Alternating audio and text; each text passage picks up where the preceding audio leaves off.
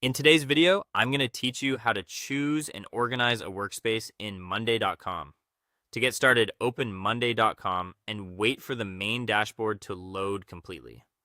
Once you're in, take a look at the left-hand side of the screen. This is where you'll find the workspace list along with your boards and other navigation options. The left panel is important because it helps you move between different areas of your account and keep your work organized. From the workspace list on the left, choose the workspace you want to use. Make sure you select the one that matches the team, project, or department you're working with. If your account has several workspaces, it's a good idea to pause for a moment and confirm you're clicking into the correct one before making any changes. This helps avoid placing boards in the wrong location. Once you've selected the workspace, you can move or create boards inside that workspace if needed.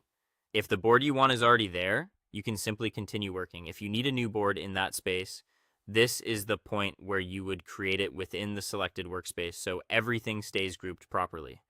Keeping boards in the right workspace makes collaboration easier and helps everyone find the right information faster. If you need to move an existing board, open the board menu. This menu usually gives you additional options for managing that board, including changing where it lives in your account. Take your time here and make sure you're working with the correct board before continuing, especially if multiple boards have similar names. Next, select the new workspace location. Choose the workspace you want the board to belong to from the available options. This step is what reassigns the board so it appears under the correct workspace instead of the old one. If you're reorganizing several boards, it can help to move them one at a time so you can keep track of what has already been updated. Finally, confirm that the board is now under the correct workspace. Check the left side workspace list again and verify that the board appears in the new location.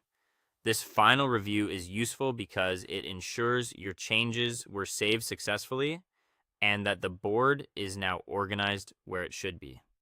That's it. You've successfully selected a workspace and, if needed, moved a board into the right place in Monday.com.